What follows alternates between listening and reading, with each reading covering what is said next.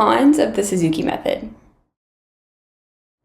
If you haven't met, hi, I'm Megan. I'm a violinist and teacher. I've been playing the violin for over 20 years. I have my bachelor's and master's degrees in violin performance, and I'm Suzuki trained.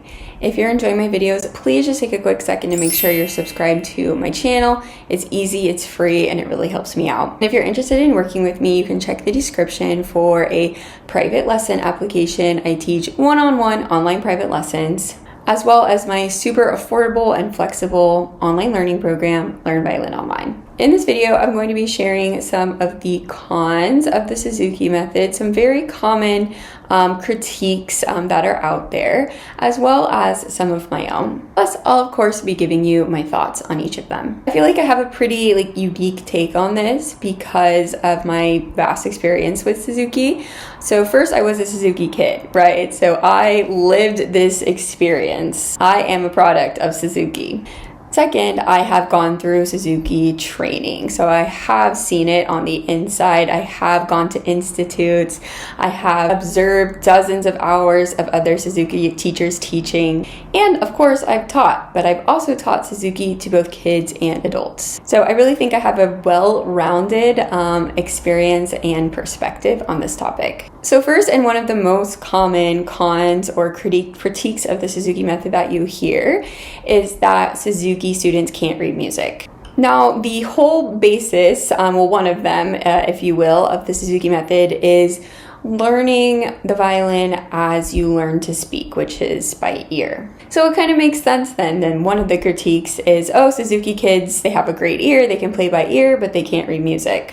Now, I will say this is one that I struggled with personally. I am a person who have a very good ear. Obviously, I listened a bunch, I was a true Suzuki kid. And I think what made it difficult for me is if I could learn something easy by ear, why did I have to go through all these extra steps, all these extra hard steps of learning to read music? And I feel like that's a pretty common perspective because I have a student like that right now, and it reminds me a lot of myself. So I don't remember exactly when I started note reading, but I know, so I started violin when I was 7. I don't think I felt fully confident in my note reading till I was maybe 14 or 15. So it took a while, but I did get there. I think, of course, you need to supplement, right? Like Suzuki is great, but it is by no means comprehensive of everything that you need to learn in order to become an accomplished violinist. So my favorite note reading books are the I Can Read Music books by Joanne Martin. And I actually have a course called The Basics of Note Reading that goes through volume 1. It's kind of a complement to the books. But basically there's 2 lessons, pitch and rhythm, so you're separating them out from the very beginning. And then in volume 2, they're combined.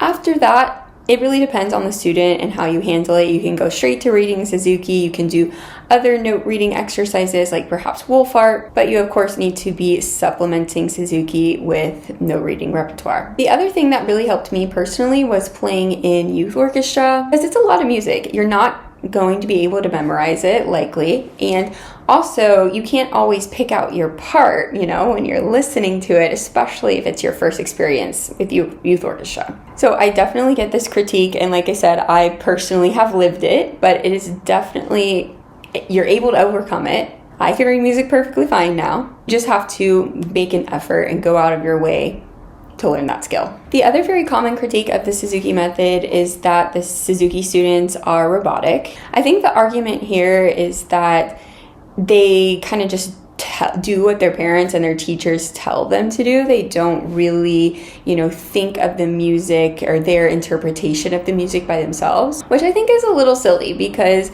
another main part of Suzuki is starting when you're young, which we'll get to here in a second. But what 5, 6, 7-year-old is going to have these really big emotions that they can put into their music? They're not. They're still musical, right? Because they're doing what their teacher told them. Is there really anything wrong with that at such a young age? As they begin to grow and have these experiences, they have the technical skills that will allow them to put these emotions into music, which in my opinion is the most important thing. So the third major, critique or con of the Suzuki method is that it's typically thought of to be for kids. And yes, the Suzuki method was created for children, and the ideal time to learn orally, to learn by ear, is when you're young. As you may know, I recently moved to Taiwan, and I am trying to learn to speak Chinese as someone who is over 30. And it is extremely, extremely difficult, even though I'm listening to it all the time. It's going to take me a much longer time than a kid, but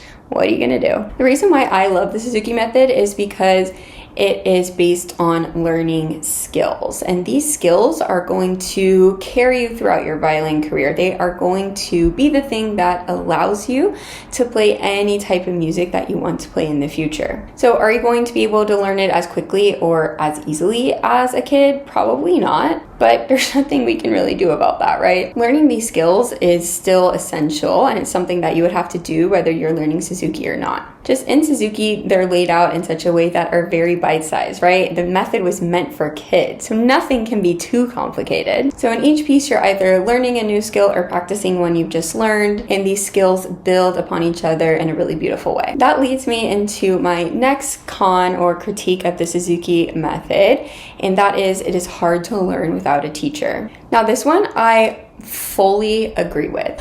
I actually started teaching for the very, very first time in 2014, and when I moved to Chicago in 2017, I started teaching Suzuki in public and private schools. However, at this time, I was not Suzuki trained yet. I started my Suzuki training in 2018, and let me tell you, it completely rocked my world. It completely opened my eyes. These skills that were being explained to me in book one were things that I had never thought of. I didn't know. They weren't obvious by just looking at the music. And that's coming from someone who had already been playing for over 20 years at that point and was already in the process of getting her master's degree. So no, these skills are not obvious, and it's very important that you do have someone to explain them to you. This is why I've created my online Suzuki courses. I believe everyone deserves to learn the violin at a high level, and everyone should be able to use Suzuki whether they have a teacher or not. So in my courses, I clearly explain each skill that you are learning in each piece and give you exercises and techniques to practice them. I walk you through every piece in the book and practice it with you at different tempos. I currently have courses for books 1 through 7, which you can purchase individually or in a big bundle. I'll leave that linked in the description. And finally, the last critique or con of the Suzuki method is that it is all classical and Baroque music. This was not something actually that I had realized until I was in my Suzuki Book 7 training and the teacher trainer brought this up. So like I mentioned previously, Suzuki is not all encompassing. It is not 100% comprehensive, the only thing that you ever need to learn. Most students start to veer away from Suzuki around book 6, 7, because at that point, you've learned about like 90% of the skills that you need to set you up for success. And like I said, it's all classical Baroque music. Some of the pieces are beautiful, but obviously to become a well-rounded violinist, we need to have experience playing in different time periods of music. Also, if you didn't know, books 9 and 10 are just Mozart concertos, and you don't need to be in Suzuki to be playing those. So there you have it. Those are some of the cons and critiques of the Suzuki method, plus my thoughts on them. What did I miss? Do you use Suzuki? Do you love Suzuki? Do you hate Suzuki? I can't wait to hear from you. Thank you so much for watching, and please make sure to subscribe before you go.